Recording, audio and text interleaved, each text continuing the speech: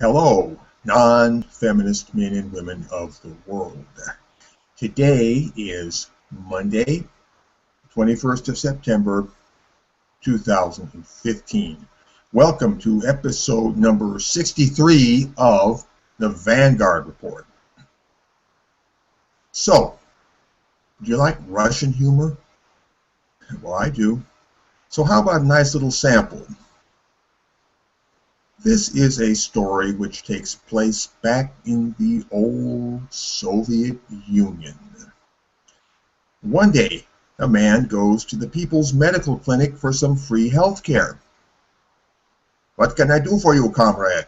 says the receptionist. And the man replies, "I want to see ear and eye doctor." The puzzled receptionist replies, "What do you mean? Do you want to see an ear doctor or do you want to see an eye doctor?" "I want to see ear and eye doctor." "Comrade, we have ear doctors and we have eye doctors. We have no ear and eye doctors." But the man is stubborn. "I want to see ear and eye doctor." Finally, the exasperated receptionist says, "What do you mean, ear and eye doctor? We only have ear doctors or eye doctors. Why are you looking for an ear and eye doctor?" And the man says, "I need to see ear and eye doctor because I am always hearing one thing and seeing something else."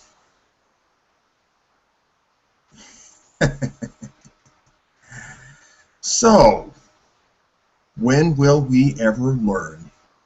You have zero duty to listen to any feminist or believe what that feminist tells you about feminism.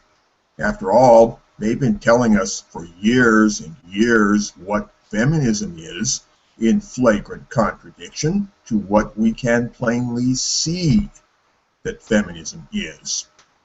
In fact, you have more authority to say what feminism is than any feminist does.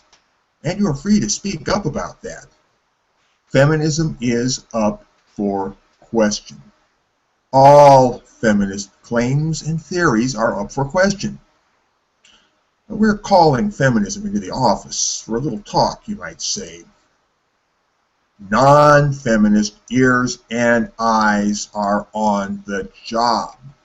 The ear and eye doctor says there ain't nothing wrong with your ears, nothing wrong with your eyes. The Vanguard Report is your ear and eye clinic. So, hello everybody. Once again, I am Fidel Bogan. I am your host for episode number 63. If I got that right, yes, episode 63 of the Vanguard Report.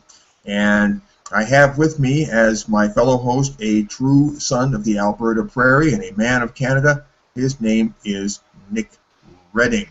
Nick, say hello to the world. Hey everybody, I'm Nick Redding with mensrightsedmonton.com. Mensrightsedmonton.com is a little website that I had someone put together for me. So that I could attract other like-minded non-feminists, say men's rights activists, anti-feminists, masculinists, MGTOW, PUA, whatever. If you want to come and meet me, Nick Redding, here in Edmonton, or you know someone, or you're stopping by, or you were near any of those things, drop me a line through mensrightsedmonton@gmail.com. Or you can follow me on Twitter at mensrightsed. You can check out my YouTube channel, mensrightsed.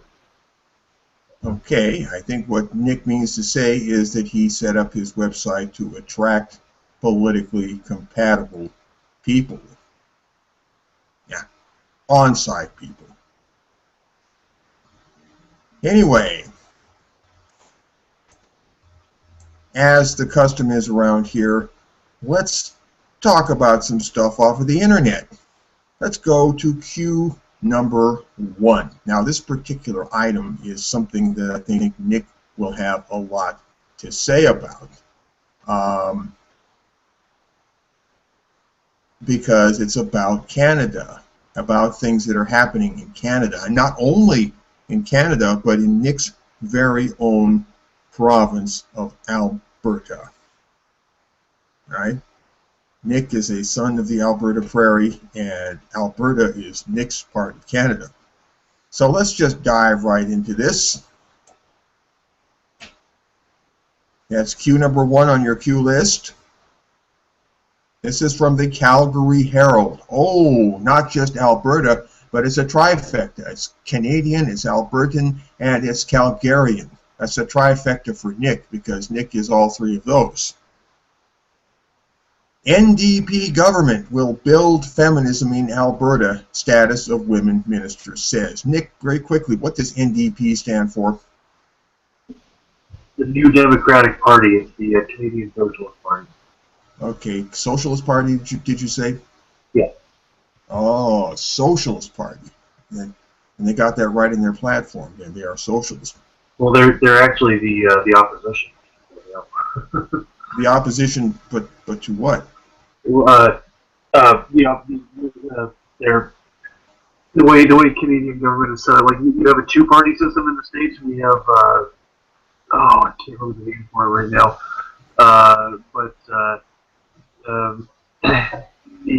Basically it's the second most popular. Well, not popular. In the last election, it came in second place. Okay, that makes sense. Opposition. You have something more similar to England, then, as I gather. Yeah. That's what the opposition is. It's the second most. NDP government. Okay, but anyway, these people. We have a conservative government. Well, no, I'm reading the headline here. NDP government will build feminism in Alberta. Status of women minister says. Yeah, Alberta's an NDP province right now. Okay, and then NDP is a party which definitely flies the flag of socialism, as I gather. Oh, yeah.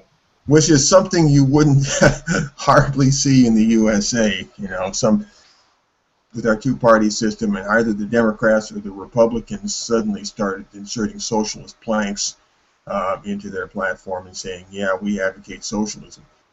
I can't imagine anything identified with socialism making the mainstream party system in the United States ever. That's a pretty amazing thought. Anyway, and status of women is a, maybe Nick, you can help us out again, that is a arm of government in Canada? Yeah, we have a ministry of the status of women. Okay, so it is an official government ministry. It's an organ of state, in other words. Which is significant. It's not just civil society anymore. I mean, this shows you the power of feminism. I mean, feminism is the establishment, and if any more proof were needed, well, here it is. Status of women. It's an ideologically based government ministry, an arm of state based upon feminist ideology in Canada. Again, in the USA, they wouldn't do it quite so openly. They're more insidious about it. And it's the same way, I guess, in other countries as well. So, let's get into reading the article here. NDP government will build feminism in Alberta, status of women minister says. This is by one Reed Southwick of the Calgary Herald. And there's a video to listen to here if you are so inclined. The NDP government will, quote, build feminism in Alberta, according to the province's status of women minister, who vowed Tuesday to narrow the gender wage gap, ensure equal opportunity for new immigrants, and improve supports for Indigenous women. Shannon Phillips, Alberta's first cabinet minister responsible for women in 19 years, unveiled her vision for the province's new status of women ministry, while she accused the former progressive conservative government of failing to address gender inequality. Interesting, progressive conservative. That's giving me a bit of, I don't know, cognitive dissonance. That's what they call themselves, the progressive.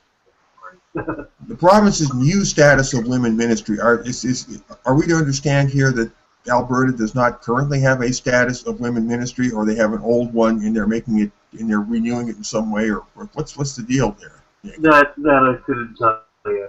Okay. I don't know. Yeah, I know politics is a friggin' bore most of the time. Unveiled her vision for the province's new status of women ministry, while she accused the former progressive conservative government of failing to address gender inequality. Well, what does it mean to fail to address gender inequality? That's like a veil behind a veil behind a veil.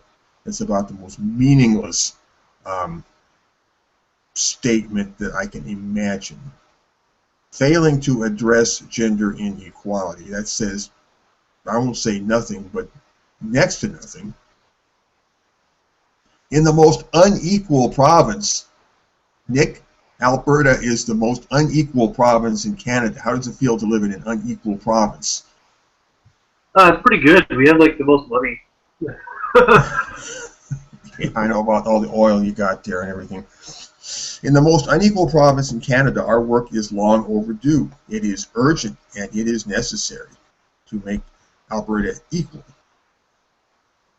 It is urgent and it is necessary, Phillips told a gathering of women in leadership positions at the MacDougall Centre in downtown Calgary. We will work with our caucus across government until every Albertan has their chance to meet their full potential, regardless of gender or identity, it said. Okay. Using that progressive SJW speak jargon there, gender or identity. Regardless of gender or identity. So I guess that means if you're male, or is male not gender, is male just a sex? I don't know, but I'm going to assume that they're saying that if you're male, you have a chance to meet your full potential. And yet they are building feminism. They're building feminism so people, everybody, regardless of gender or identity, can meet their full potential. It seems to me like the name feminism in this particular application is not only unnecessary but meaningless. In fact, it's like doublespeak. Why do they call it feminism? Well, it's not meaningless. They're coming out with these articles like this to counteract things like ABFM and Sargon of Akkad and Girl Writes What, and all the fact that feminism is turning in many quarters a giant fucking joke. Well, yeah, it is a giant fucking joke. You beat me to the punch there, Nick. I was going to bring up some of those points go further along. Sorry, but go ahead. Oh no, apologies are not in order here. Yeah, it's all good. We will work with our caucus across government until every Albertan has their chance to meet their full. Well, Nick, you're an Albertan. So I guess it makes you feel good that they want to give you your full chance to meet your full potential.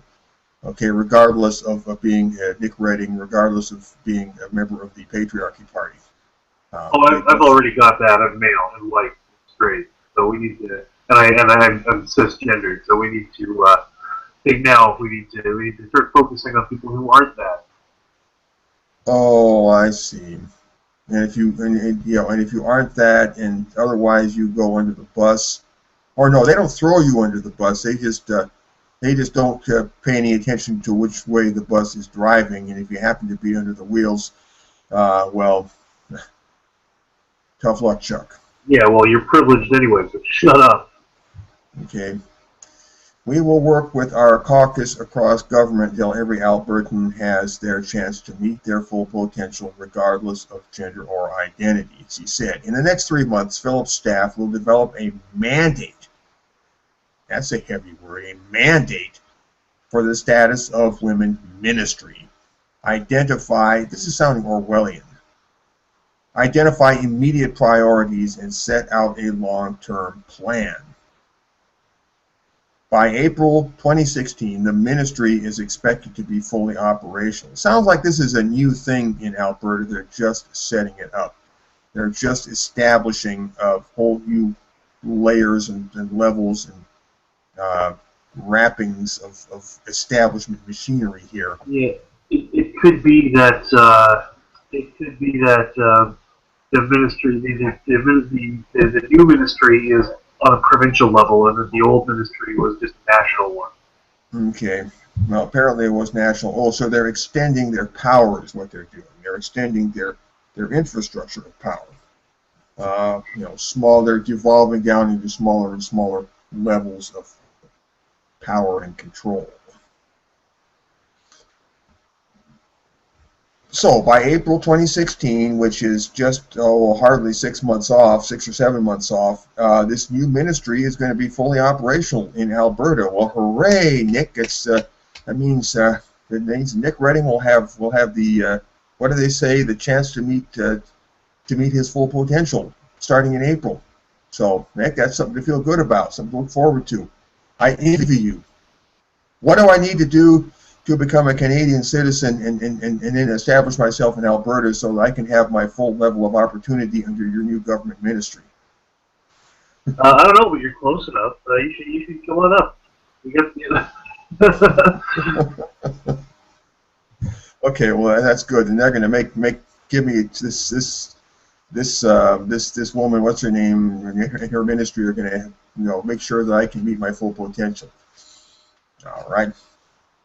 Something to think about. The minister's sweeping commitments for gender equality come as Alberta men occupy more executive positions in the public sector and generally earn higher pay than their female counterparts.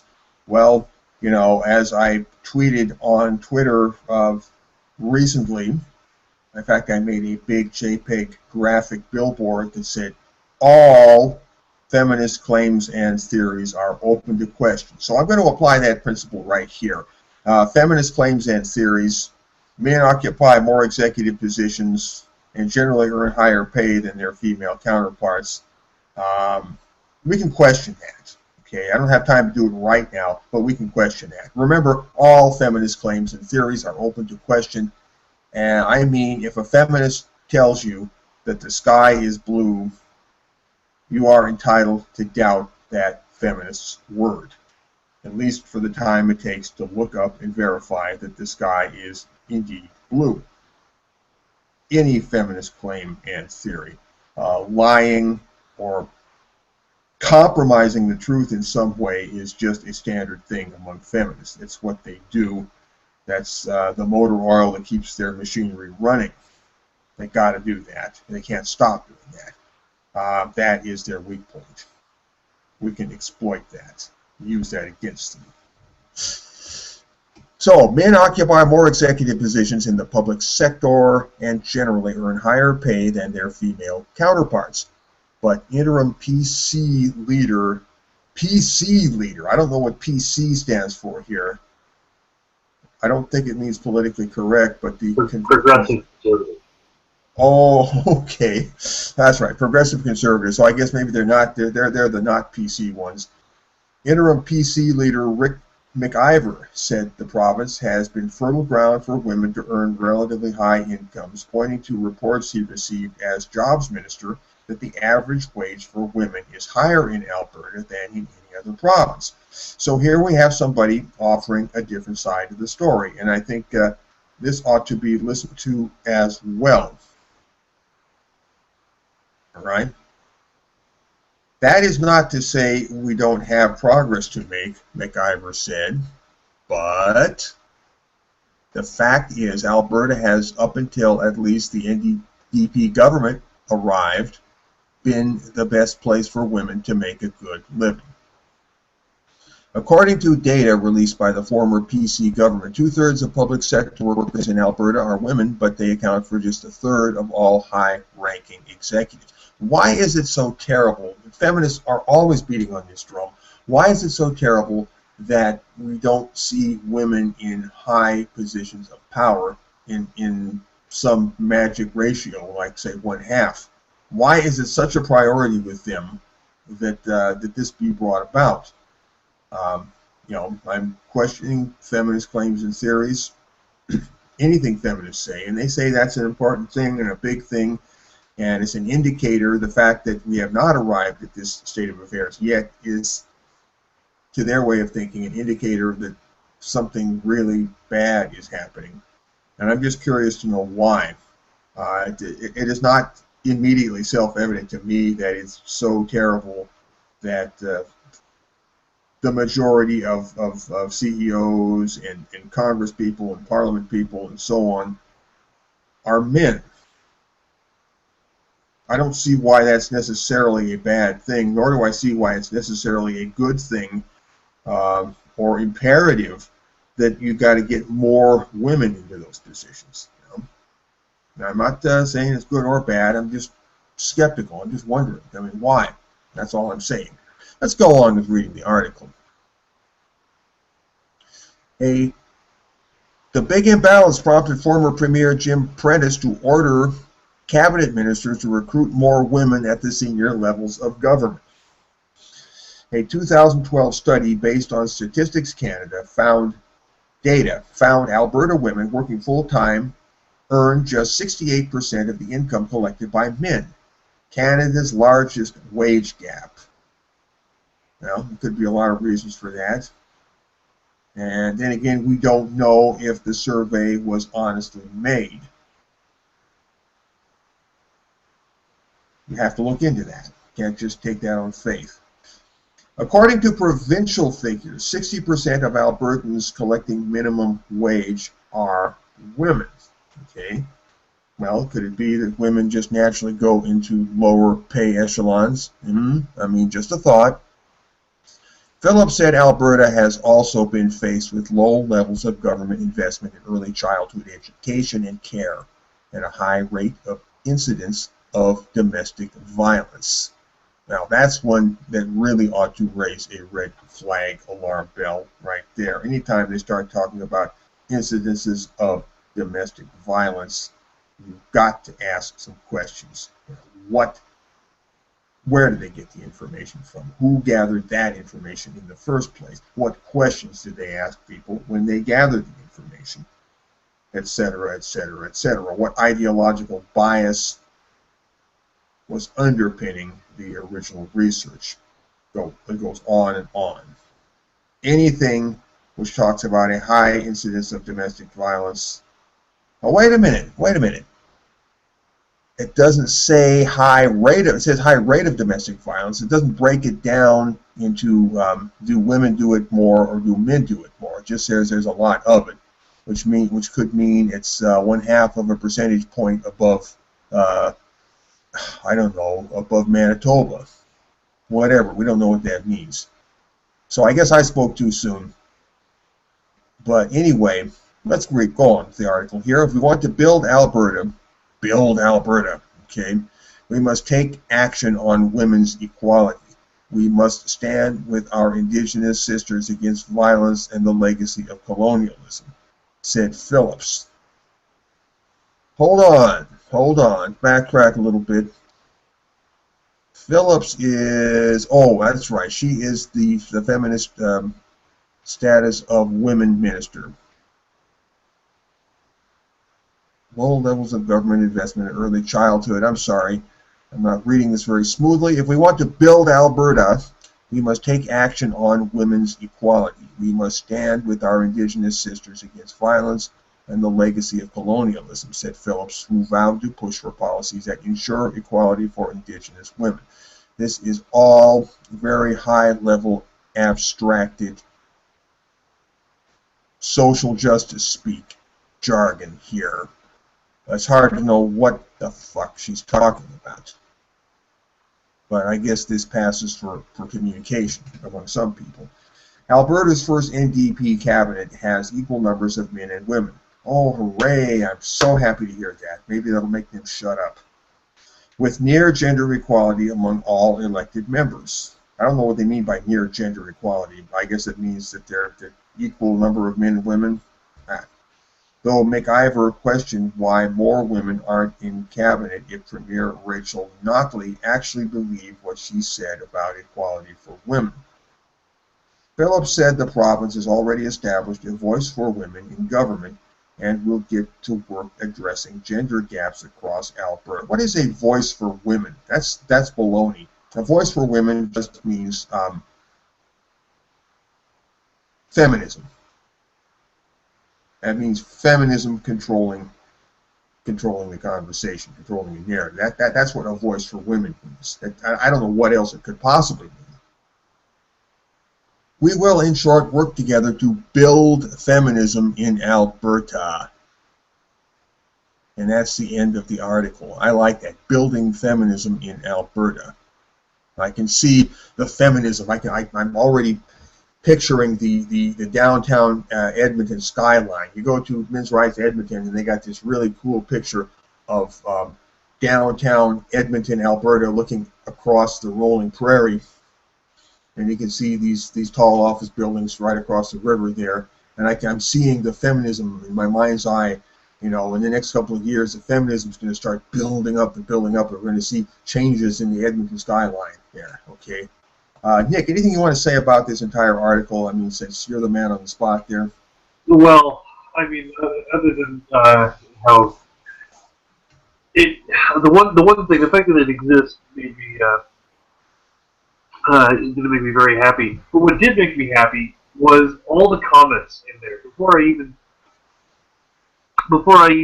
showed up, before I even found that article, a couple of weeks ago. The comment section was full of people who were against feminism. Trend. This is happening everywhere. Yeah, they didn't want to see any more of it. They thought it was absolute nonsense, that gives me hope. It does.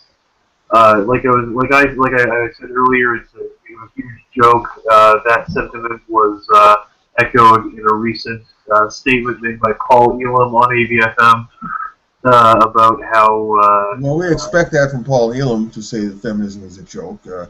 I mean, when I say that feminism is a joke, I don't mean like we all find it that way, but increasingly becoming seen that way by more and more people.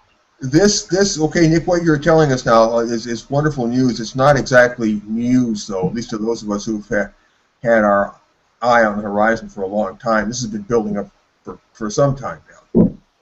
But it just keeps getting bigger and better, you know. Yeah. And this is what gives me hope. The word is out there. All we got to do is spread the brush fire, fan the flames, throw accelerant on the flames any way we can to get that cultural brush fire going. And of course, these are authoritarians, and so the more people that they see opposing them, the more they're going to clamp down, which will cause them to, which will cause more people to oppose them, which will cause them to clamp down even harder.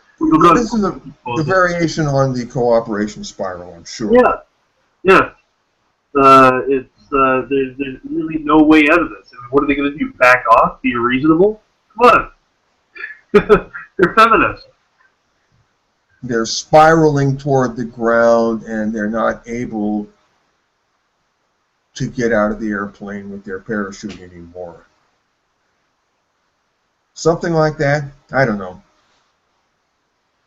Anyway, yeah, feminism has a natural limit. It can only go so far before it passes the threshold of absurdity, and to the point where everybody, or nearly everybody, the significant majority of people see it for what it is. And at that point, feminism begins to die because it meets more and more resistance to its continued growth. And feminism absolutely depends on continued growth. It's got to keep growing and growing and growing. That's the only thing that keeps it alive.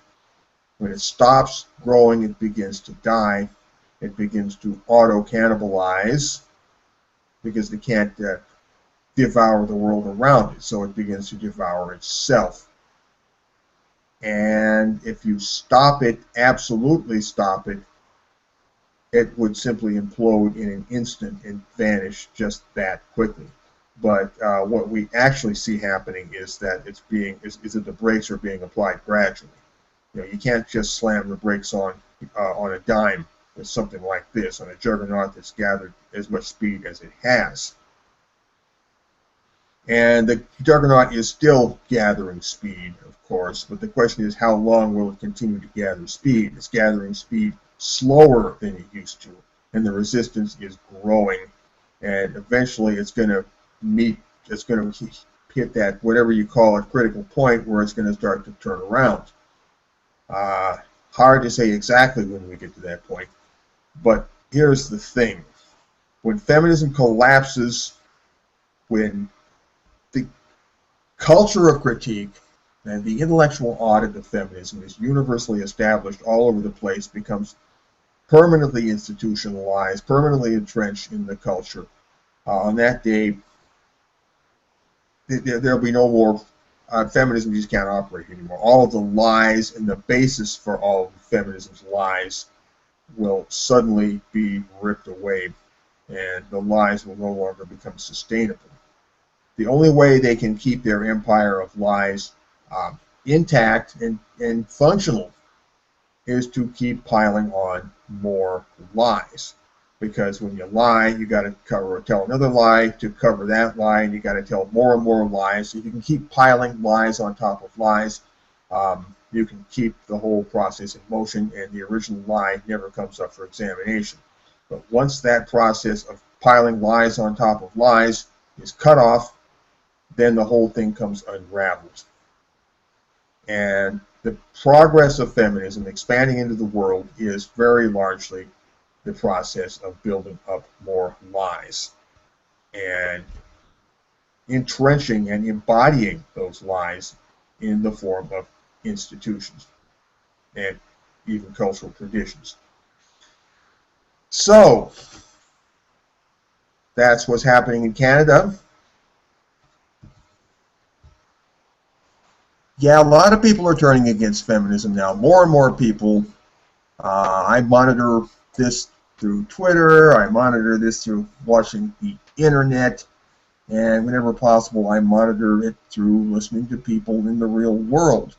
But through the various portholes by which I monitor these things, I am seeing it. More and more people are turning against feminism. You go to the comments section on almost any feminist article where they permit comments from the general public, and the feminist voices are almost totally silenced. The anti-feminist voices are loud and predominant and drowning out everything else. I almost feel sorry for the poor feminists who can't make their voices heard anymore. It's just getting to that critical stage.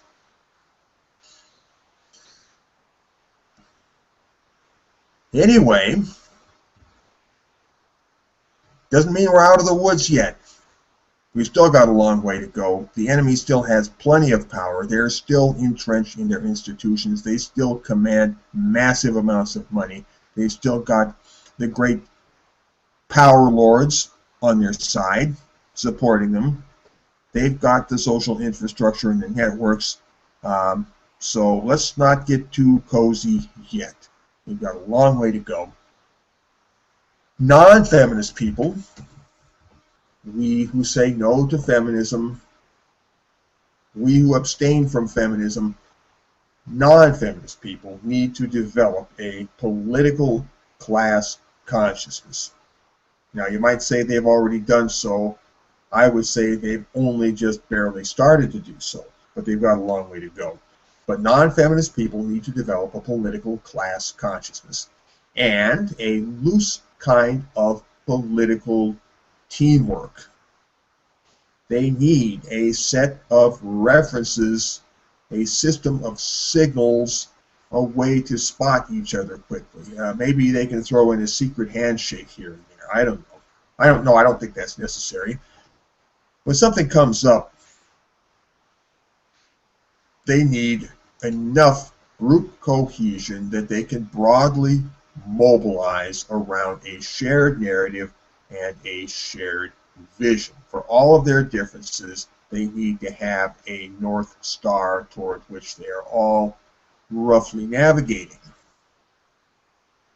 So, political class consciousness and a broad, loose system of political teamwork, the coordination, if you will, a moral confluence, if you will. A few basic principles here. First, if you are not a feminist, you should take all of 1 second to say it.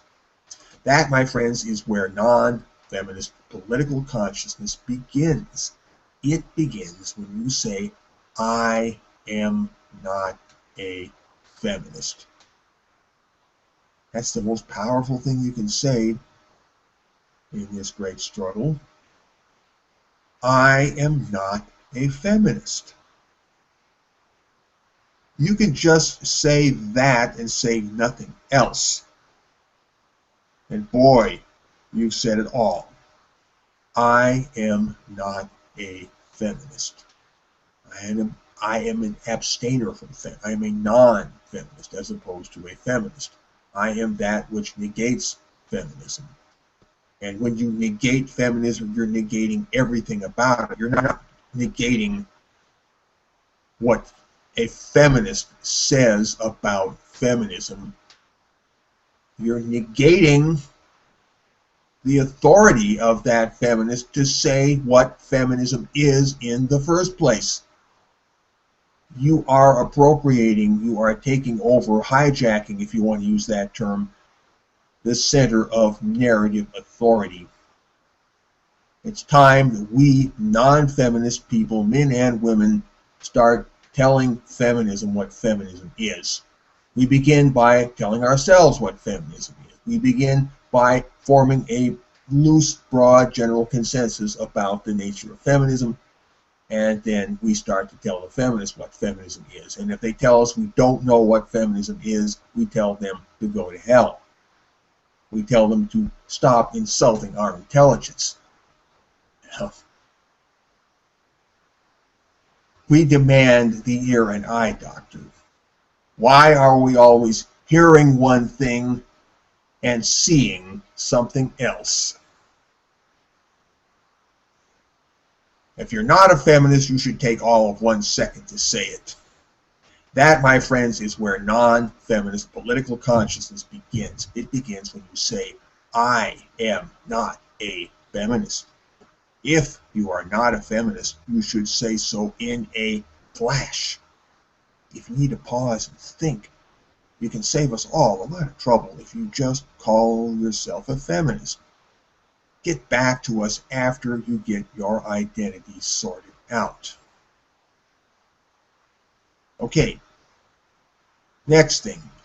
We recommend that you go easy on the rhetoric of men's rights. Okay, we recommend that you place anti-feminism front and center. That is, if you want to ride this new mainstream anti-feminist wave. This is how you appeal to your constituency. We place anti-feminism front and center. The watchword is not men's rights, but feminism's wrongs. Many have pointed out the obvious, that you won't get a lot of traction with the non-feminist public at large if you try to arouse sympathy for men. And the harder you try to arouse sympathy for men, the less likely you are to arouse that sympathy.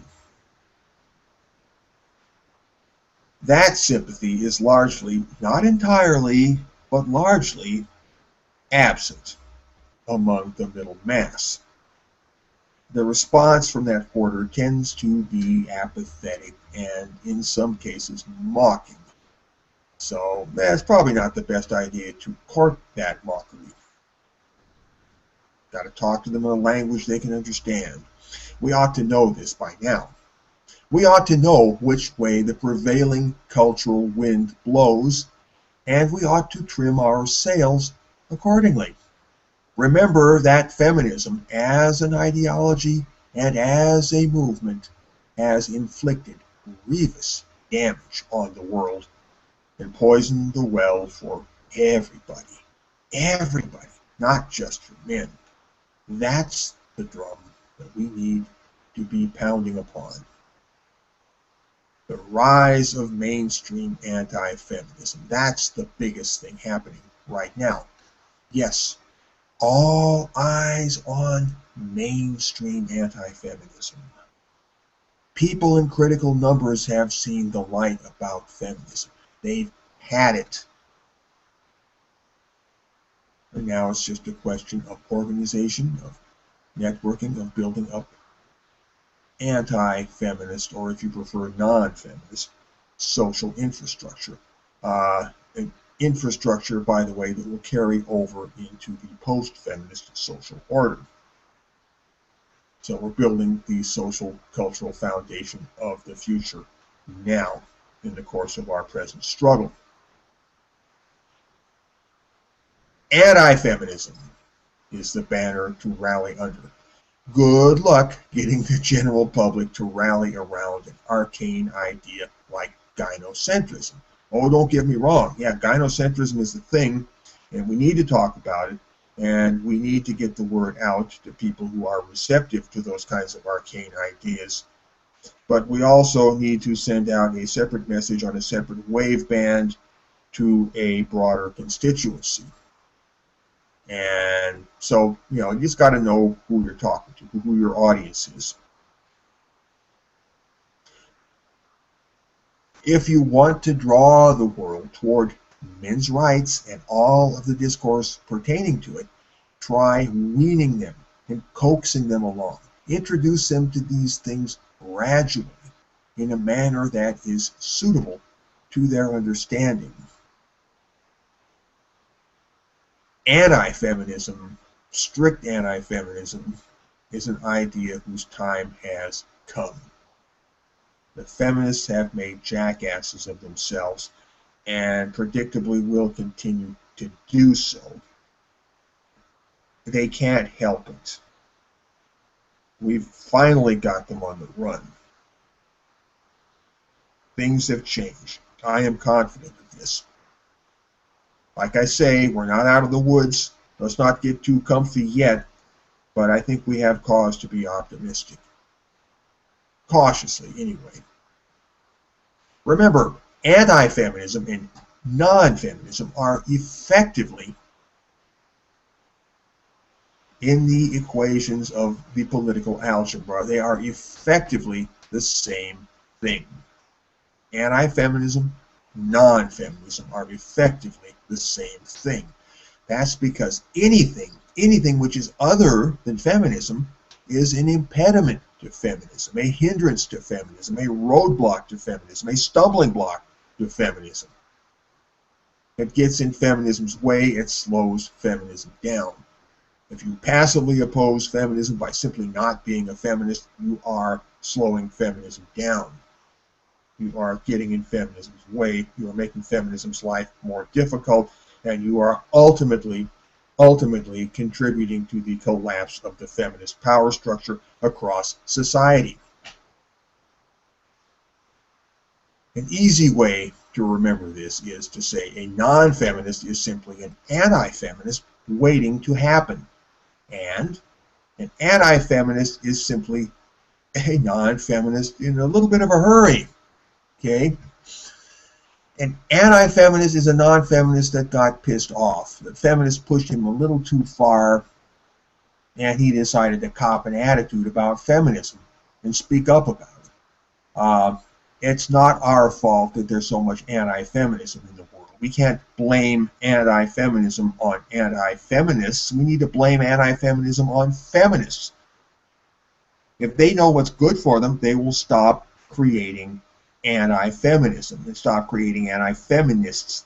They're making anti-feminists and complaining about anti-feminists. Well, the solution to their self-defined problem lies in their own hands.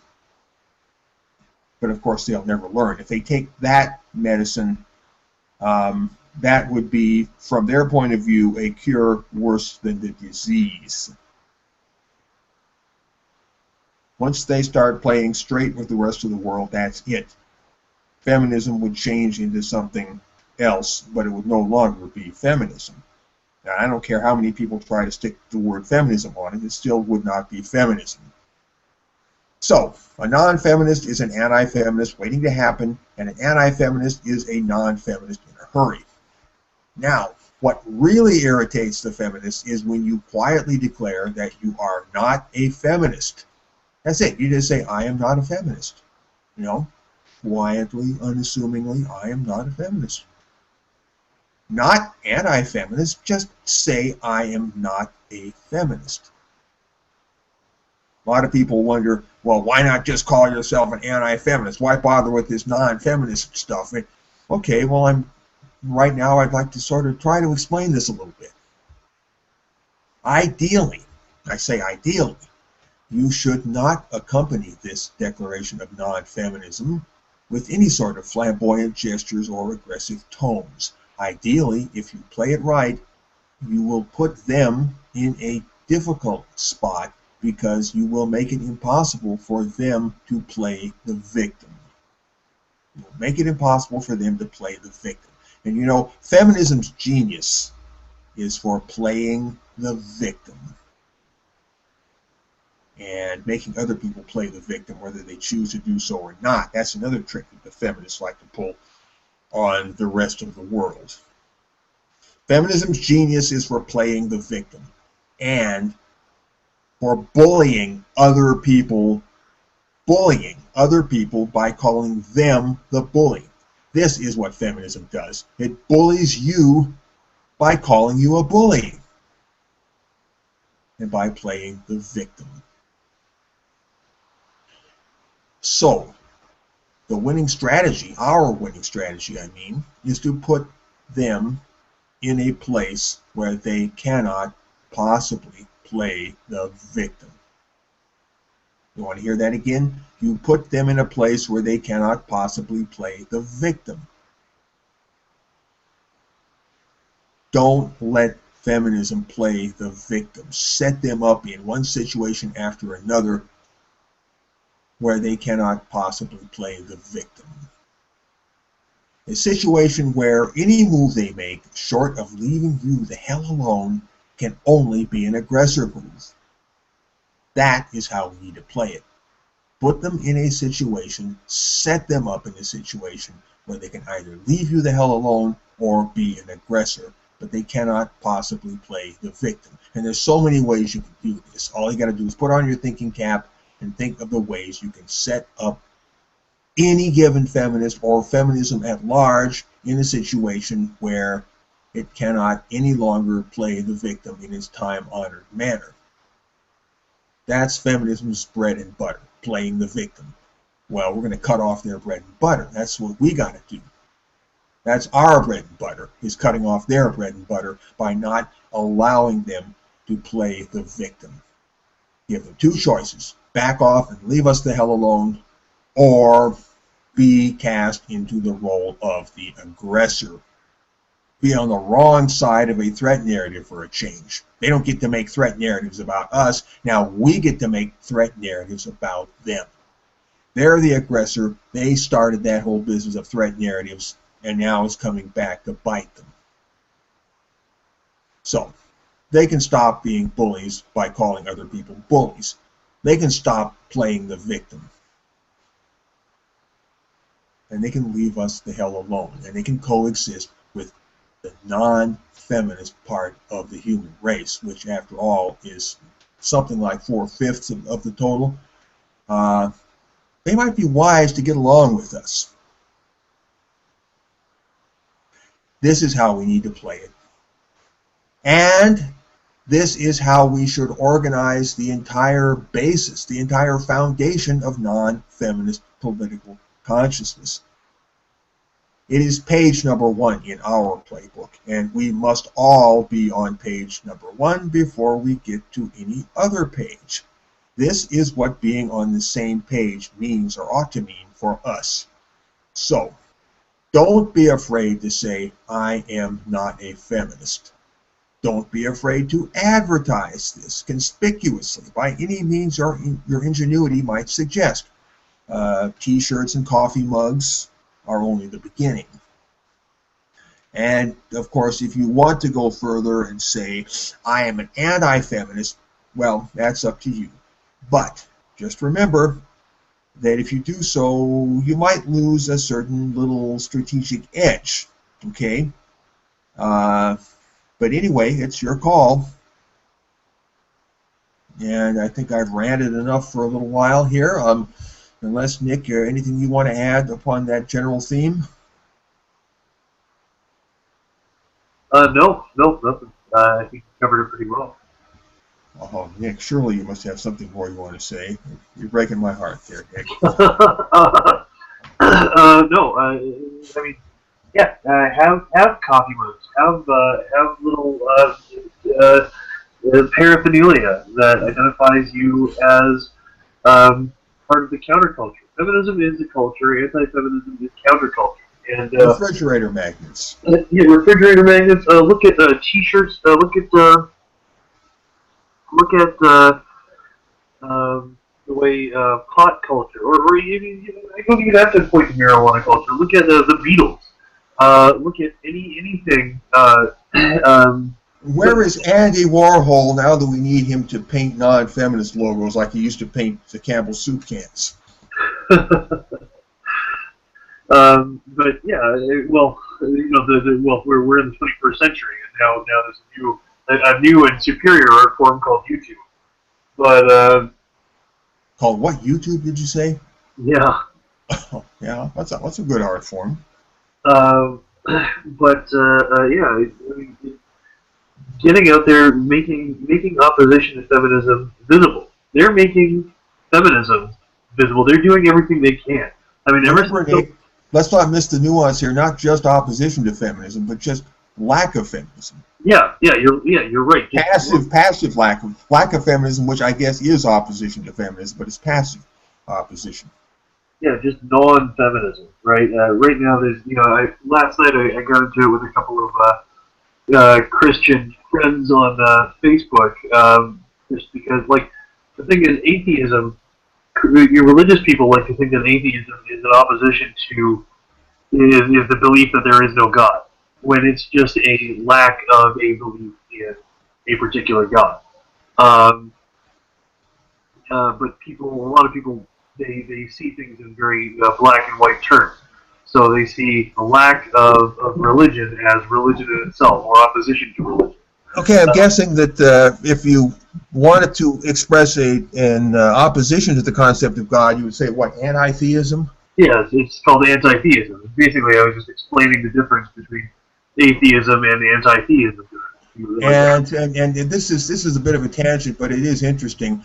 Then the word agnostic would fit into this spectrum here, where it would be just a little bit short of well, not the word gnosis, G-N-O-S-I-S. Yeah, gnosis, yeah. It's a Greek word that means a different kind of knowledge, or knowledge on a deeper level than just intellectual. But it basically means knowledge. But the word agnostic, which was coined in the 1860s by one of the Huxley family, if I'm not mistaken. Yeah. Well, it means gnosis is knowledge. Then agnosis, or to be agnostic, is to not know. That's what agnostic means. I don't know. Okay, so you don't know, and then you have a lack of I don't believe in God. I don't know if God. And then anti-theism, to a little further along the scale, would be I am opposed to the idea of God. Yeah, an anti-theist is someone who makes the positive claim that there is no God. Okay. Whereas the atheist would say, I don't believe in the existence of a God. Yeah, an atheist is someone who just is without a God. Someone who and an agnostic would be, I don't know if there is a God or not. So that it's getting pretty hard to distinguish atheist from agnostic at this point. Well, the atheist would be even though the people over at Atheist Experience are in the feminist camp. When they talk about atheism, they've got it down pretty good. We're splitting hairs with a nano laser here at this point. Well, they talk about They say that to be agnostic is a statement of knowledge. Either you know or you don't know. An atheist is a position of belief. To be an atheist or a theist, you believe or you don't believe. And an agnostic Gnostic is different. Gnostic is a kind of Christianity. But to be agnostic is to not know, and to be atheist is to not believe. Okay. Anyway, enough on this. How do we get onto this? Well, I was comparing. I know. I was comparing a feminism, non-feminism. Afeminism, well, we have to add a new word to our lexicon now. Afeminism, anti-feminism, non-feminism. Yeah, well, a feminism would be non-feminism, right? I am a feminist. Well, okay, everybody, listen up, everybody. If you want to call yourself an a-feminist, knock yourself out. Well, the thing is, I can see that. Turning out like a who's on first kind of sketch. Like, I'm a feminist. Oh, I am also a feminist. No. Oh, I can see a ton of fun that could be had with that. You misunderstand. Well, okay. Yeah. Okay. Back to business. Let's push the river further now. This is the kind of river you got to push, though. Yeah, we are the river. Of course we push the river. We are the river. If the river doesn't push itself, who's going to push it? Anyway, let's move along. Cue number 2. Let's see what cue number 2 is here. Oh, it's an AVFM article about something that's been rather big in the news in the past month or so. This is about the NCFM debacle. NCFM, National Coalition for Men, has been getting into some trouble. It's been very active in California and has come under attack. I won't say it's gotten in trouble. I would say it's gotten other people in trouble. And those other people are, shrieking and whining about it. The truth behind the Unruh Civil Rights Act lawsuit against Chic CEO and attacks against NCFM Secretary Al Rava. Okay, publisher's note. Sharpen your pens, ladies and gents. This story is gaining traction. With over 700 comments on Yahoo News, many of them supportive of NCFM. Okay, more support for the growth of mainstream anti-feminism here. Over 700 comments on Yahoo News, many of them supportive of NCFM. We urge you to go in and make your voice heard. Thank you, AVFM staff. Confession time, I have not gone to Yahoo and made my voice heard. Bad. Note, this article follows, clarifies, and expands on an earlier article about NCFM's position on No Men Allowed business seminars, conferences, and networking events. The subject continues to capture a lot of media attention. For example, news giant Yahoo News is working on a story about NCFM's stance on these single-sex commercial undertakings.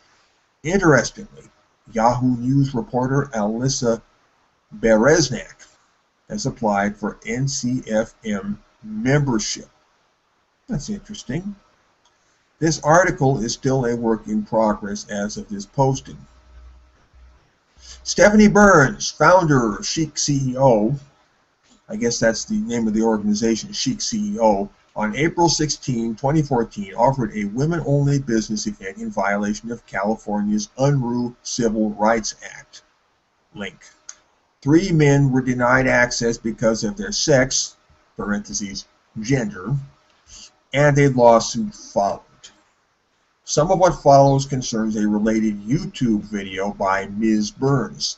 The video was edited for inappropriate and litigious, if not false, statements and then reposted by Ms. Burns, I presume.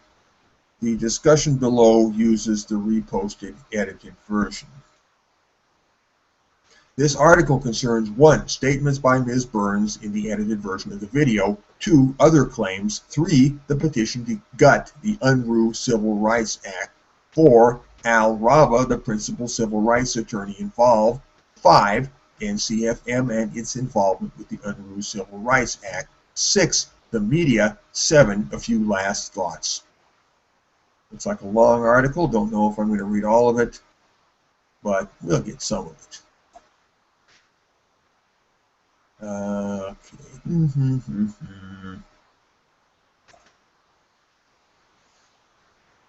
Okay, here we go. Statements by Ms. Burns in the edited version of the video. 1. Burns says Chic CEO is a resource for female entrepreneurs. Anyone can use Chic CEO, but we do focus on women. Ms. Burns impresses upon viewers that Chic CEO has male advisors, mentors, clients, men at their events, male speakers at their conferences, men in their brain trust. Men are interviewed in over half of her podcasts, and she truly believes men are the next trend in female entrepreneurship. It's a curious statement. Clearly, we don't discriminate against men. We had a networking mixer for women. And here I might insert briefly, well, what about if we turn the tables and we try to create an equivalent scenario for men rather than women? What would the response be to that? I think we all know. It would be a big, fat double standard. Though NCFM is not involved with the lawsuit against Ms. Burns and Chic CEO, related news stories involve us, meaning NCFM. Thus, by comparison, anyone can use the resources of NCFM's web and social networking sites, though we focus on men's rights. Since 1977, in one capacity or another, NCFM has had women on its board of directors, on its executive board, advisory board, in chapters as chapter presidents, as mentors, speakers at conferences, outreach and education workers, and in many other capacities, including at least one founding member, and our national treasurer is named Deborah.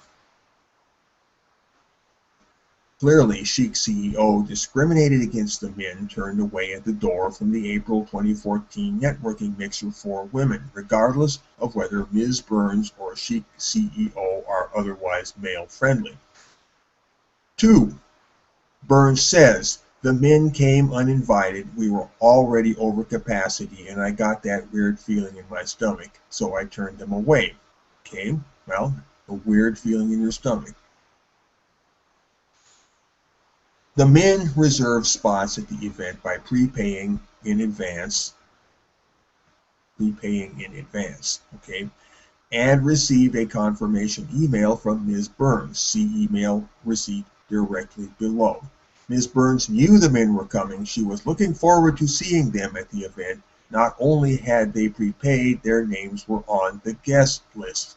The men were clearly invited. See the next email below from Ms. Burns. Okay, well, it sounds like maybe Ms. Burns is, lying a little bit here, you think? Let's read on. The event was not over capacity. Women were entering while the men were there. There are pictures of one of the men standing at the entrance as other women were preparing to enter the event. One of the men, while talking with and being turned away by Ms. Burns, watched another woman enter the event. 2 other women were in line behind him while another woman signed something at the check-in table. The 2 other men watched 2 women enter the event while talking with and being turned away by Ms. Burns. Moreover, the weird feeling assertion calls into question the overcapacity claim. It does. I mean, it would have been stronger if she had just picked one or the other. It's like she had to say it was overcapacity to legitimize her weird feeling in some way or to add strength to her argument. I don't know. 3. Burns says that whether it was legal or illegal to turn the men away, she, quote, will always be firm in that I was right, and she would make the same decision since her loyalty lies with the women who attended and need a safe and comfortable place to network. Ah, a safe space for women, in other words. Gotcha. Our loyalty and focus lies with all the citizens of California. Okay, this is NCFM talking here. Our loyalty and focus lies with all the citizens of California who deserve a safe place to live free of discrimination because of their sex, gender. The men would do it again since their loyalty is to the people of California and not a few people at a networking event that illegally discriminates against California citizens based on their sex, gender. Apparently, Chic CEO is going against the Unruh Act. That's what makes it illegal. Ms. Burns' insinuation that the men would have made the event less safe is ridiculous, insulting, purely speculative. Yes, purely speculative, and sexist. Yeah, that too. But I would put the emphasis on purely speculative. I mean, what evidence has she got? Whether allowing men to attend would make the women uncomfortable is similarly speculative and subjective. No one will know the truth since Ms. Burns turned the men away. However, the men felt uncomfortable by being shunned publicly in front of others for no real reason other than being men. Well, yeah. If they had been women, would that have happened to them? I'm wondering right now, if they had been female members of NCFM, would that have happened to them? It raises interesting questions. 4. Based on the men's claims and similar lawsuits, Ms. Burns said she does not believe the men were at the event to truly network. The men's claims and similar lawsuits. Okay, what does NCFM say about that? NCFM says, again, regardless of what she believes, Ms. Burns will never know whether the men at the event were at the event to truly network because she refused to let them in. However, we do know that the men prepaid to attend the event, and they would have attended the event if not turned away by Ms. Burns. Well, I hope they at least got their money back. 5. She asserts, because Chic CEO helps women does not mean we hurt men. Okay, that's fair enough. I could unpack that statement a bit. I don't think I'll do it right now. All Californians who truly believe in equality were hurt by turning the men away at the door, especially all California men. We know there are many well-meaning, decent, and caring people in the state who have diligently fought for civil rights who would be equally hurt had their sons, husbands, fathers, uncles, nephews, grandsons, and other men they cared about been similarly discriminated against. 6. Burns says, men are a very big part of what we do, and we need men to help us close the pay gap, end violence against us. End violence against us. That's the dead giveaway. We're dealing with a feminist here. Who but a feminist would say that? I think she just spilled the beans on herself. Help us close the pay gap, end violence against us, and help us in our quest for equality. I think we got us a live one here. I think Ms. Burns is a feminist, but she never has the good grace to come right out and say it. She could at least lay her cards on the table and be open with us, but no, she doesn't do that. And I think it's safe to say that the National Coalition for Men is a non-feminist organization. I have a pretty hard time pigeonholing NCFM as a feminist organization. Oh yeah, they gave Karen a plaque. Okay, thank you, Nick. I think that clinches it. So what we see here shaping up is a feminist, non-feminist conflict, you know, clustered along that line, the non-feminist, non-feminist line. We're bringing that line into sharper and sharper focus, which is good. That's what we want to be doing. The pay gap and violence against, okay, this is NCFM talking again, responding to item number 6. The pay gap and violence against quote unquote us have nothing to do with the event. Good point. Have nothing to do with the event, but the issue of quote unquote equality certainly does. Regardless, the plethora of real social science research versus groundless quote unquote advocacy research firmly establishes that 1. Men suffer substantially more violence than women, yes, in the world at large, and 2. Only a minute amount of the pay gap may be due to sex discrimination. I don't know how they prove that any of it is due to sex discrimination. Those knowledgeable in the pay gap debate also understand that it works in favor of women in many high-paying soft job occupations. Making such a statement, turning men away from the event, treating them like second-class citizens is bizarrely hypocritical and without question unequal. Well, I'm glad to see that NCFM took the bit in their teeth here when they inserted that bit about men suffer substantially more violence than women. Okay, this is again bringing into focus that we're dealing with an ideological conflict between feminist and non-feminist. It's rising closer to the surface, although it's not overtly stated. I'd love to see it overtly stated, but you know, one stage at a time, we'll get there. Additionally, women are a disproportionate majority in health, education, finance, social services, and other well-paying soft job occupations.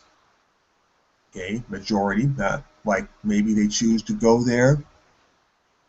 Women typically earn more than do men in social services, industrial engineering, art history, all other engineering disciplines, construction and business analytics. Art history, that's an interesting occupational field. That would have to be college professors, I guess.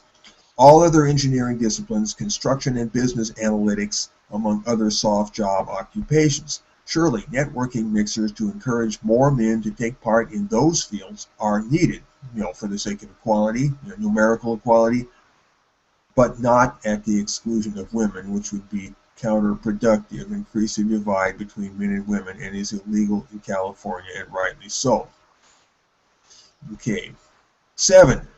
Burns went on. In no way, shape, or form does anyone in my company have an attitude of us versus them. Well, yes, I think Ms. Burns herself does. She tipped her hand, she gave herself away when she said that little bit about stop their violence against us. Boy, now that was a red flag right there. Yeah, she does have an attitude of us versus them. Now, although she hasn't got the good grace to say it. Why doesn't she just admit that she's a feminist? But she doesn't say that. I consider that a kind of feminist privilege. The privilege of not having to declare your position because it's simply assumed to be the default. Yeah, that's a cultural privilege, if nothing else, and ideological privilege, of course. Okay, this appears to be an unnecessary misdirectional insinuation. Neither do any of the 3 men, nor does Attorney Rava or NCFM have an attitude of us versus them, unless as it applies to those who indignantly demand special privilege for no good reason other than their sex, gender. Well, let's be honest, I mean, there's always an us versus them dynamic going on. Anytime there's a political conflict of any kind, there is somewhere buried underneath, somewhere in the mix, an us versus them dynamic. Otherwise, it wouldn't be happening. All right. Point number 8. For some odd reason, Ms. Burns takes a strong exception with the use of disabled veterans in the complaint against her. She says, the term disabled veterans does not apply to just men and is quite offensive in and of itself. Okay, let's be offensive. A disabled veteran, say a female disabled veteran, would be some female clerical worker in the Army who broke her fingernail one day while she was doing data entry, and she felt traumatized and disabled by the trauma. Okay, never mind. I was being offensive on purpose there. Okay, I couldn't resist that. To repeat, 8. For some odd reason, Ms. Burns takes a strong exception with the use of disabled veterans in the complaint against her. She says, the term disabled veterans does not apply to just men and is quite offensive in and of itself. There are many disabled veterans that are women, and I hope these individuals never use that term to describe only men again. NCFN replies, we are keenly aware many female veterans are disabled. Regrettably, some have also lost their lives. That said, the complaint deliberately has the term disabled combat veterans. Here we go. Combat veterans. Combat veterans from the Iraq and Afghanistan wars. The Pentagon had not approved women in combat roles during those wars, which in no way suggests that other military women in those conflicts were not injured or killed. Right, disabled combat veterans. He doesn't say disabled male combat veterans. So Ms. Burns was just not reading closely enough. Ms. Burns was, well, filtering the information emotionally, I would say. One of the complainants in this case is a disabled veteran. 2 served in the military, and 2 of the 3 are board members of a veterans organization, of which all 3 are founding members. In fact, another founding board member is a retired female Army major. No veterans are turned away from our programs, services, and events based on their sex, gender, a truth Ms. Burns and Chic CEO can never share. If Ms. Burns served in the military, we thank her for her service, but not for turning away those who served, especially the disabled male veteran, which was demeaning and stressful, triggered a PTSD episode, and was quite offensive in and of itself. 9. Burns says that she felt shocked, heartbroken, and bullied. Bullied! There we go. Bullied. Shades of Darvo, anybody? Shocked, heartbroken, and bullied. Calling somebody else a bully, anybody? Is it starting to sound familiar? Bullied, heartbroken, and bullied by the lawsuit. She then again talked of the importance of men in fostering innovation, fixing our economy, and building a better business culture. Men are really, really important for what we do. Ms. Burns could have avoided being shocked, heartbroken, and bullied had she let the men in. In fact, had she done so, there would be no need for any of this. Good things could have happened. All of us may have benefited. Chic CEO and organizations with which the men are involved could have developed working relationships. Allowing the men to take part could have moved us forward toward a better, more inclusive business culture, while creating other opportunities, including fostering innovation, and maybe even fixing our economy. None of that happened, not because the invited prepaid men came to the event, but because Ms. Burns turned them away. The fact is, shunning the men detracted from the goals of Chic CEO as stated by Ms. Burns in her YouTube video, both and either of them. Bullet point. At the end of the video, Ms. Burns asks that listeners sign a petition to revise the Unruh Civil Rights Act because it was, quote, designed to fight real discrimination and not to be exploited against minorities. Now, I think this gets to the meat of the matter finally. or at least the political muscle of the matter. In reality, the Unruh Civil Rights Act applies to all Californians and it has since its inception. Turning the men away from the event was real discrimination. No minorities were exploited, though a minority-owned business was held accountable for violating the law. Members of a protected class have no special license to discriminate against anyone similarly protected or not. That's a good point. I should read that again. Members of a protected class have no special license to discriminate against anyone similarly protected or not.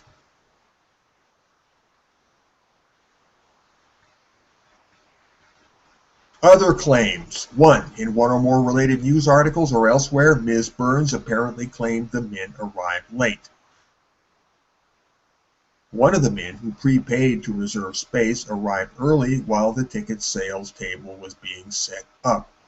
The two other men who prepaid arrived shortly afterwards while other women were entering, signing in, and or purchasing tickets, $25 at the door.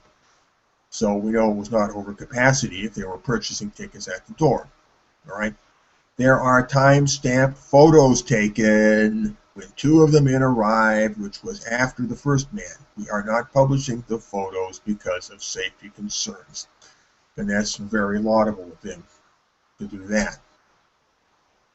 2. In one or more related news articles or elsewhere, Ms. Burns reportedly claimed the men were dressed inappropriately, if not shoddily. What, like they were wearing Speedos or something? Whatever. The men came in the clothes they wear during their normal business day, as apparently did women attending the after-work event. The men knew of no published dress code for the event. All of the men had attended many other similar events in similar attire and never been turned away. They knew of no reason to dress differently. Now, if this was a white tie event or a tuxedo event, I think that Chic CEO should have made that clear. But I'm taking it that they didn't. In sum, the men prepaid to reserve space for the event. They were invited, the event was not over capacity, and they were not late or inappropriately dressed. The men were specifically denied attendance because it was a women-only event and because they are men. And there's more. There's the petition which follows. I think I'm going to end my reading of the article here. The fact that the men prepaid really makes it look bad. The fact that these Chic CEO people, or Ms. Burns in particular, told so many lies and shaded and skewed and slanted the truth in so many ways looks pretty bad. And the fact that Ms. Burns refuses to admit that she's a feminist, that looks pretty bad also. All in all, it's not looking so good for Chic CEO, and it's looking pretty good for NCFM. And here we are building up our narrative and changing the cultural narrative at large. One little story at a time, one little analysis at a time. It's just a slow, steady war of attrition. It's 1,000 cuts. A little cut here, a little cut there. Nick, anything you'd like to add?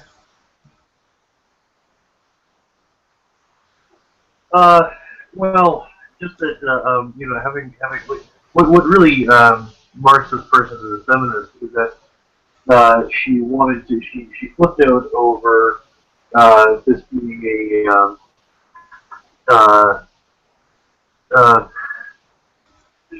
she was a wording that it wasn't including female veterans or something in a war that in a war that had not approved female women in combat roles. Mm-hmm. Is that correct? That is part of the perpetual rewriting of history, where women were always on the front lines of combat, and they were always they were doing this and doing that, but the patriarchy was How covering many all female that up. nurse, how many female nurses died in the Civil War? I wonder. I forget. Yeah.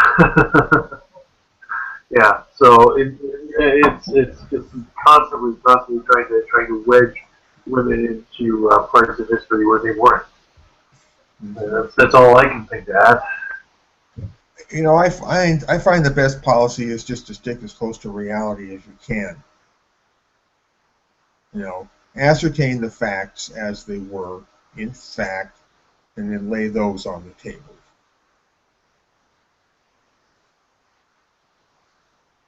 And it's a tangled web we weave when first we practice to deceive.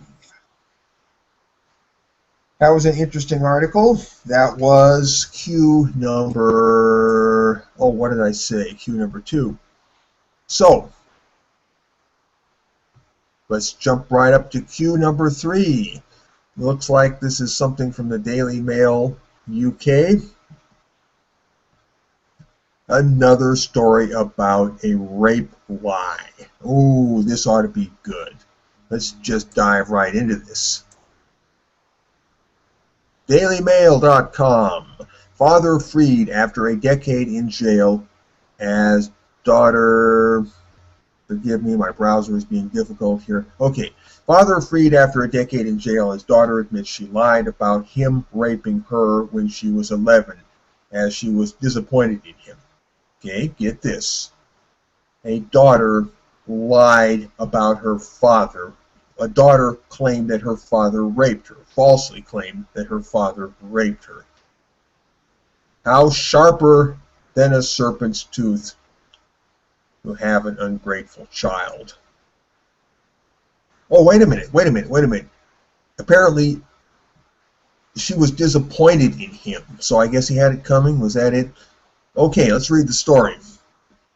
A 23-year-old woman has told police she lied about her father raping her when she was 11, accusations that put him behind bars for 9 years.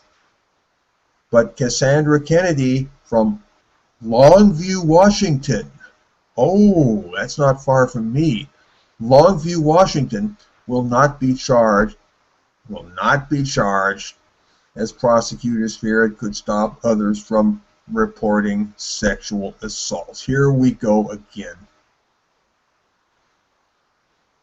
Kennedy said guilt forced her to tell police she had lied about Thomas Edward. We need to prosecute at least one of these cases to make an example and send a message. My God. Kennedy said guilt forced her to tell police she had lied about Thomas Edward Kennedy raping her at least 3 times in 2001. And there is a picture of, I guess that's Cassandra Kennedy, sitting in a playground swing with a hoodie, with the hood up over her head, and she's hiding her face in her hands. I did a horrible thing, Kennedy told detectives in January. Yes, Cassandra, you did. A very horrible thing, I agree. I did a horrible thing, Kennedy told detectives in January, according to a police report reported in the Daily News. It's not okay. It certainly isn't. She added that she was bitter following her parents' divorce in 1991 and that she made up the rape story as her father had disappointing her. I think it should be had disappointed her. After the divorce, Kennedy and her sister spent one weekend a month at their father's home, where they slept on foam mattresses in his living room. I wanted him to love me, and I didn't think he did at that time, she told the detectives. I took my own vengeance, she added. Maybe he just wasn't, in touch with his feelings. He didn't emote in the right feminine way or something. Kennedy told police she got the idea of setting up her father from a friend whose stepfather had been sent to prison for a child sex crime. I thought that is what I would do to make my dad go away, she told police.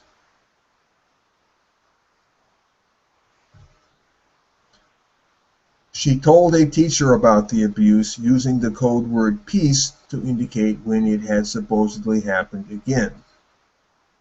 Police said she repeated the stories with consistency and their details seemed beyond the sexual knowledge of an 11-year-old.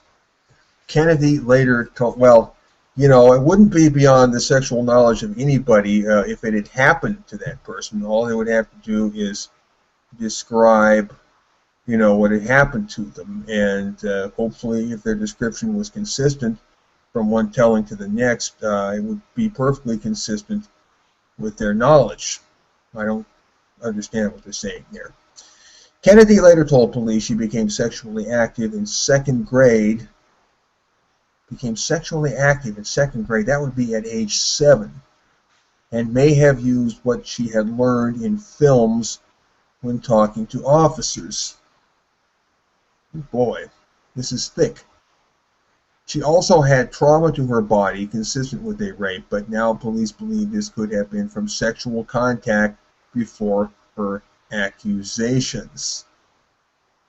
Well, apparently, she told them that she was sexually active in the second grade, and I'm going to assume that that's on record. Her father denied the allegation, but a jury convicted him of 3 counts of rape of a child, and he was sentenced to more than 15 years in jail. I just want him to be out and freed, his daughter told police earlier this year. Then I will be free on the inside. Sounds like her motivation was still, how shall I put it, selfish. And here's a nice picture of the home, the house that they lived in Longview, Washington, I guess. She called Longview Police Department in January and talked with 2 detectives 3 days later, the news reported. Mr. Kennedy, who is now 43, was released last week, and the charges against him were dismissed. He told the news that he did not want to comment, but is simply trying to get on with his life. Cassandra Kennedy has been staying at... I wonder if they're talking to each other anymore. How has this changed their relationship, the dynamic between father and daughter, I wonder. Cassandra Kennedy has been staying at Mountain Ministries, a Christian addiction treatment center. Got chemical issues, I see. Christian addiction treatment center in recent months, and is currently carrying out missionary work in Mexico, according to the organization's director. She sounds like a real piece of work, this Cassandra. Of the false conviction, prosecutor Sue Bauer said, "This is the kind of thing that shouldn't happen." But she said that charging Kennedy might discourage victims from coming forward. So we see where Sue Bauer is coming from. She cares more about alleged victims of a crime than the people who get falsely accused of the crime. She's more about punishing everybody than protecting the innocent. I'm not saying she's a feminist, but, it sort of falls in the same pattern. She added that it was not an indictment of the system, but simply a case of a person withdrawing their story. An indictment of the system. Well, maybe it is an indictment of the system somewhat.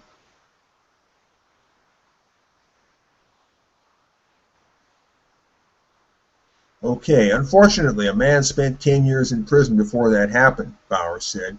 Kennedy had a troubled school experience. She told police students at Kalama Elementary,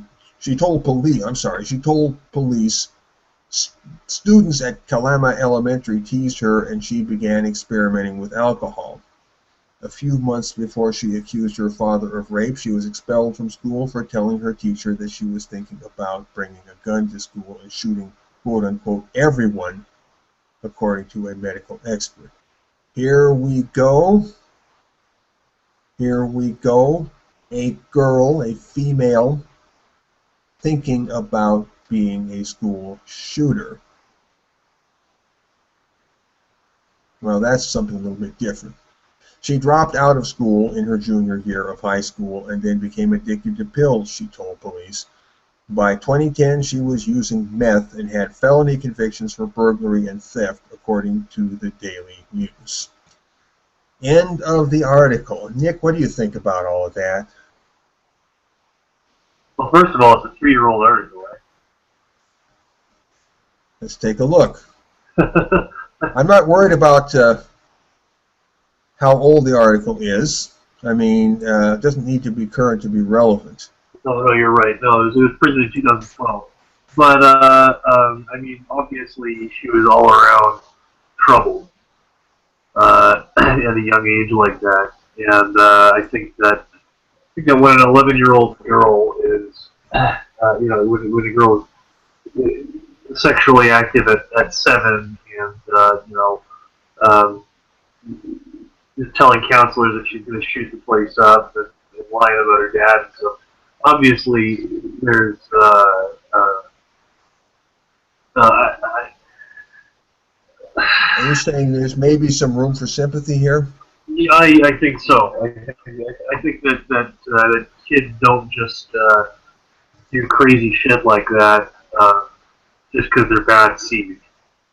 You know. Well, I'm not really interested in whether they're bad seed or not, but still, I mean, this story is politically significant. Well, In terms of the light that it sheds on things.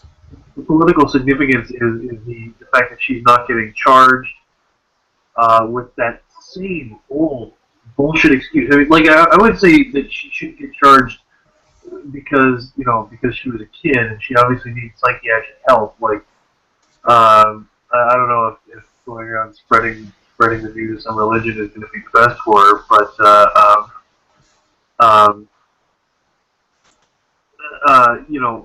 but on the basis, saying that she shouldn't be charged on the basis that it could prevent others from coming forward, that's what really gets my goat. Because that's like saying that you shouldn't charge people who commit fraud because it could discourage people who go out on legitimate business enterprise. You know, I mean that is absolute nonsense, and it just invites more false accusations. If people know that they're going to get away with it, if people know that they can just use the state and the police as a proxy, as an agent of revenge or as an agent of whatever.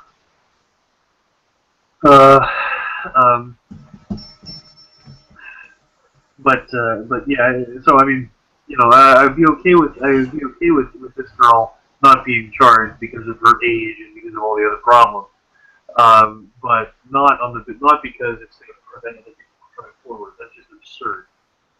Well, the people who say that sort of thing, like this prosecutor did, they are at the very least unaware of the systemic nature of what they're talking about. That we have a systemic or structural problem here. That's way more charitable than I would be. Well, charitable, you mean charitable in terms of indulging them? Yeah. I'm pretty sure that the fact that we keep on hearing the same excuse, oh well, it could prevent real victims from coming forward. That suggests to me that they when they're all saying the same thing, it suggests to me that they are not unaware of the systemic nature of false allegations. Well, no, Nick, I'm going to disagree with you slightly. I think a lot of them may be aware of it, but I think a lot of them actually have their head so far up their ass that they're not. I really do. Well, then I'm not quite as cynical as you are, Nick. I am about maybe 80% as cynical as you are, but I'm not quite there yet. Either way, I mean, on one side, on one side of the dividing line, you got stupid, and on the other side, you got evil. It doesn't fare well to them. Well, yeah, the crooks and the schnooks, and I do think that just about every feminist out there falls into either of those categories, the crook category or the schnook category. And at the moment, the jury in my mind is still kind of out to lunch on which category is the larger. Anyway, that was that article. Boy, we're running down on the time here. Are we going to have time to go through these next two articles? Well, if we don't, we don't. Let's see, what do we got here? This would be Q number 4. Q number 4. This is from The Guardian. If you're not a feminist, it's fine. Just move on. Nick, it just occurred to me, do you recall on our last episode, did we talk about Julia Bindel? Yeah, we talked about Julia Bindel and her call for ban libraries. Yeah. Her call for putting men in special concentration camps. Yeah. Okay, yeah, we did. Yeah, I thought we talked about that. I wanted to make sure. Yeah, it's hard to keep track after a while. We've done 63 episodes now. We're bound to be repeating ourselves. Okay, men, if you're not a feminist, it's fine. Just move on. This is a feminist writer saying, men, if you're not a feminist, it's fine that you're not a feminist. Just move on. Well, that's certainly interesting. She doesn't say anything about women there. It's just about men. But I take this article as a sign of the times, as a sign of the shifting zeitgeist. So let's dig into it. Feminism doesn't need allies who caveat any support by saying how difficult life is for men. Oh, what about Timmins? Take these handy tests to work out where you stand. And below we see a picture of a man with a "This is what a feminist looks like" t-shirt.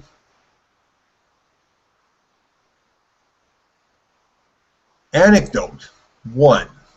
Last year I gave a talk at the Women of the World Festival about body hair and sexism. Boy, they pick such fascinating topics, don't they? A male feminist friend watched it and texted me to say that men are affected by similar pressures when it comes to the body, just in different ways. I replied that 9 out of 10 eating disorders are suffered by women. Where did she get that information? 95% of cosmetic surgeries are carried out on women. I could say something snarky there, but I won't. And I had yet to meet a man ashamed of the hair on his legs. All the same, he insisted, if I'd taken account of men's experience in my talk, I could have gained more allies. Just a personal aside here, ladies, if you don't want to shave your legs, I'm, fine, as far as I'm concerned. Okay. Anecdote 2. I am discussing street harassment with a male feminist friend. He says that men are more likely to experience violence on the streets than women. I wholeheartedly agree, then continue talking about street harassment. I'm instructed that if I expect men to be allies in the feminist movement, I can't talk about wolf whistles and arse pats when men are at risk of having their teeth kicked in. Anecdote 3. In the pub, a group of friends is discussing the obstacles that a girl born today may have to face as she grows up.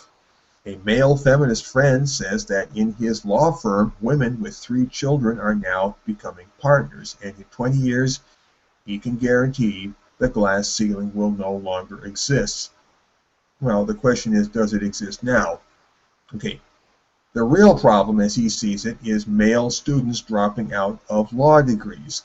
The next day, he emails to say that he calls himself a feminist and implies that if feminism is to be more than reverse sexism, men's issues must be taken into account. He includes a link to a Wikipedia entry on men and feminism. These are not isolated incidents. Not isolated incidents. And for the record, I respect all of these men. They are good, smart people. But I don't think I want them as allies any more than I want to start calling myself a genderist because Joss Whedon thinks feminist sounds icky. The question for me is, why did these men describe themselves as feminists if they feel unable to talk about women's issues without shouting, "But men," or insisting that the movement for equal women's rights compromises its focus in order to make men feel comfortable? Well, Let me interject here that I absolutely don't want feminism to compromise its focus in order to make me feel comfortable. I could care less if feminism does that or not. I'm not a feminist, and it's not any matter of a grave concern to me personally what feminism does within its own house. Okay, feminism can go on doing what feminism does, and if they step out of line, I'm going to talk about it. Okay?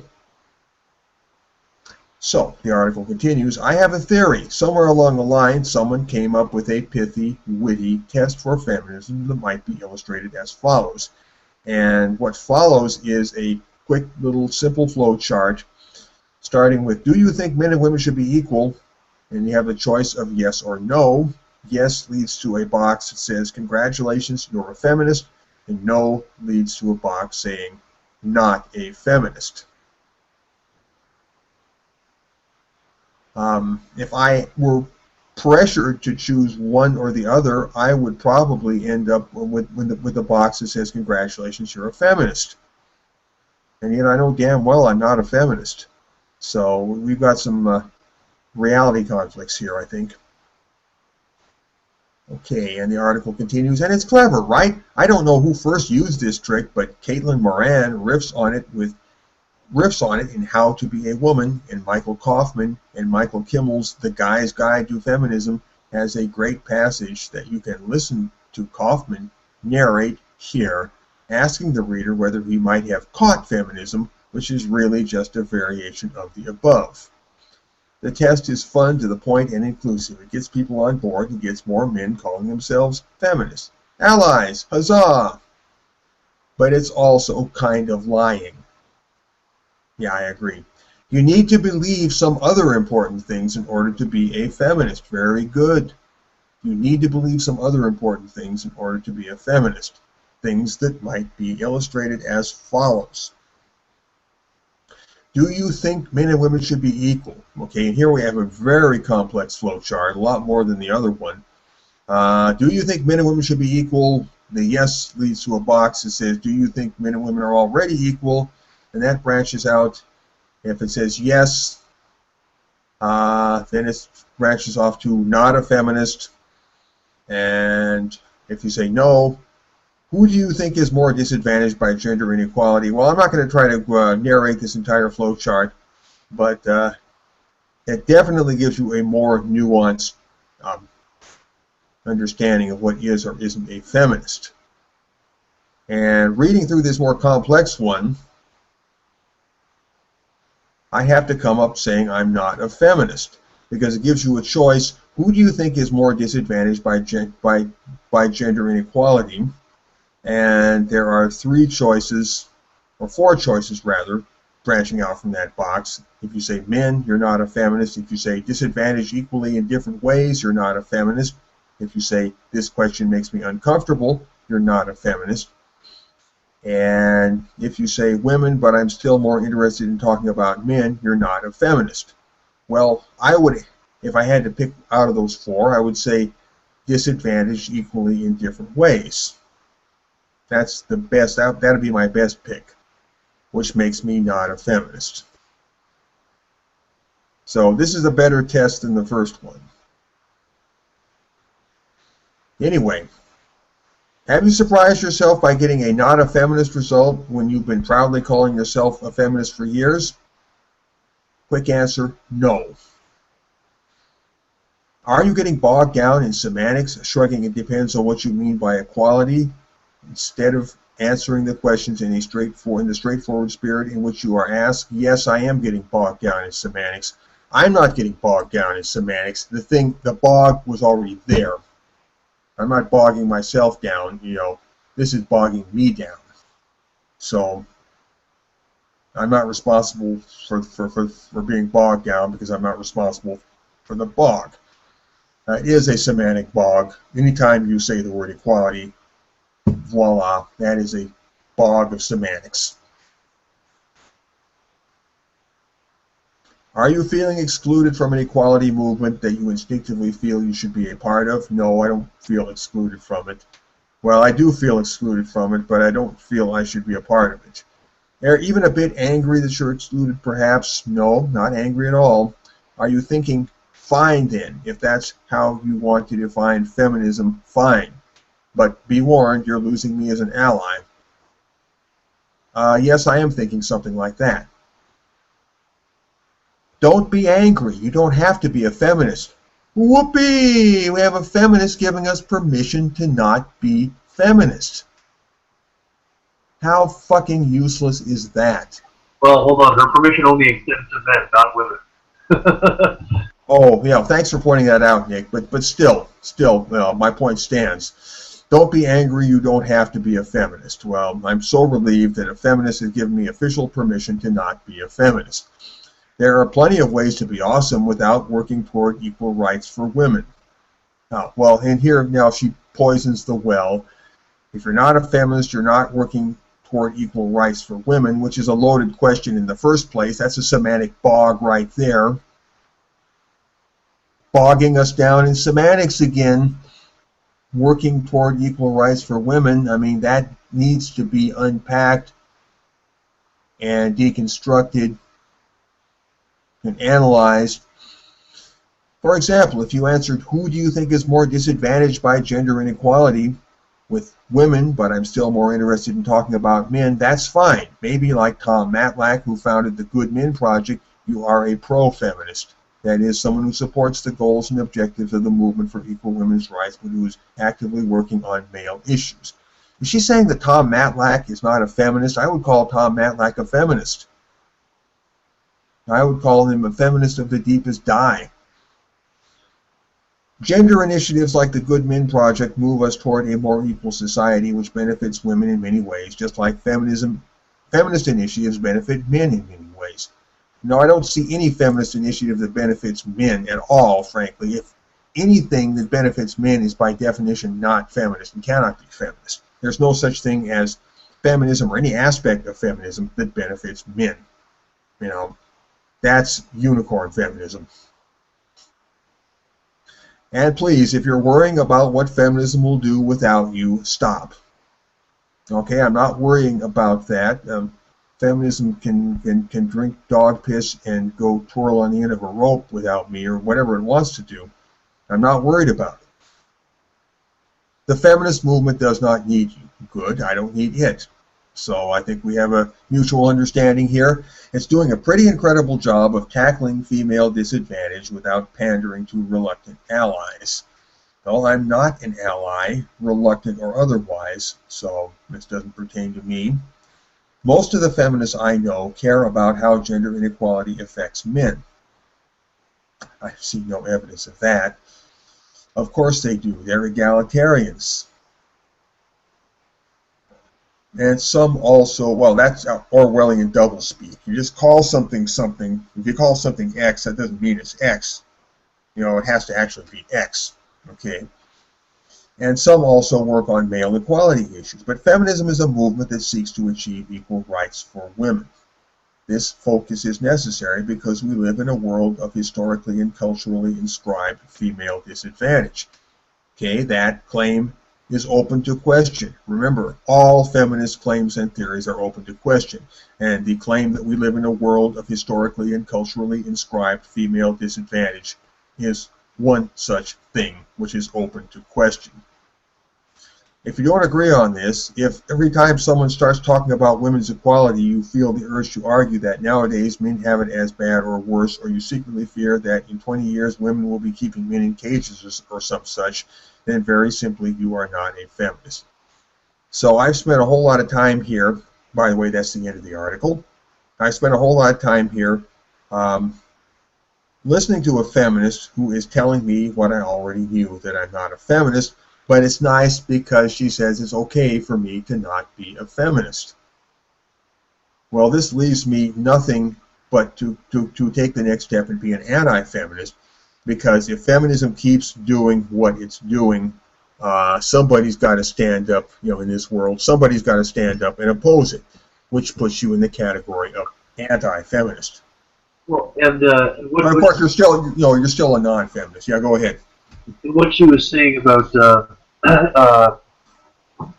if you think that in 20 years women will be keeping men in cages, then you're not a feminist. Well, I guess Julie Bindel isn't a feminist then.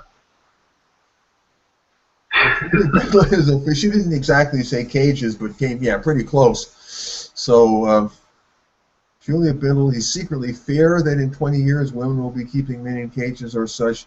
Well, she doesn't. Julie Bindel doesn't fear that. She likes that. She would embrace that and would applaud that. Apparently, I don't think she fears it. But then, well, she is a feminist. Yeah, that kind of throws a wrench in her analysis, doesn't it? This is The Guardian, by the way, which is the same paper that Julia Bindel has written, I don't know, 300 or 500 articles for. See? See what a small world we live in?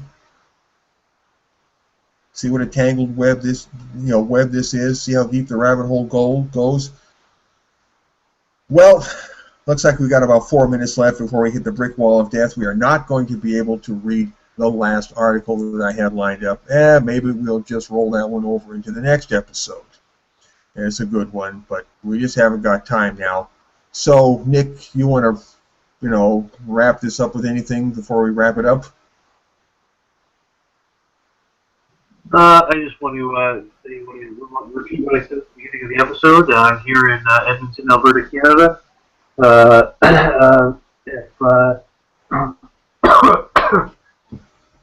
whole point of all the activism that I've done is to broadcast the fact that I am here, and I want to attract like-minded political and cultural thinkers to myself. Yes, Nick is not a feminist. Nick, by the way, Nick, would you describe yourself as non-feminist? I would. Yeah, it would. Yes. If you're not a feminist, then you are non-feminist. And there's so many ways of being non-feminist. It doesn't mean you're a good person or a bad person. You could be just any kind of non-feminist. There's good ones and bad ones. There's fat ones and tall ones and skinny ones and black ones and white ones. There's just all kinds of non-feminists out there. And they have one big thing in common, is that they're not feminist. And if you piss them off, then you push them closer to the edge where they become anti-feminist. So if you're a feminist who's willing to listen to advice from someone who's not a feminist, let me tell you this. Don't piss off non-feminist people. You're going to turn them into anti-feminists, active anti-feminists, and you're going to make life just that much more hot and complicated for yourselves. So feminists, don't make more anti-feminists. You can prevent anti-feminism, feminists, and you can also prevent misogyny, but that's another conversation for another day. Anyway, let's wrap it up now. It's been a great episode number 63. We'll see you again next week for episode number 64 of the Vanguard Report. And as always, never forget, feminism is what we say it is. We got the power, and we say what feminism is. Feminism is what we say it is. See you next week, everybody. Bye for now.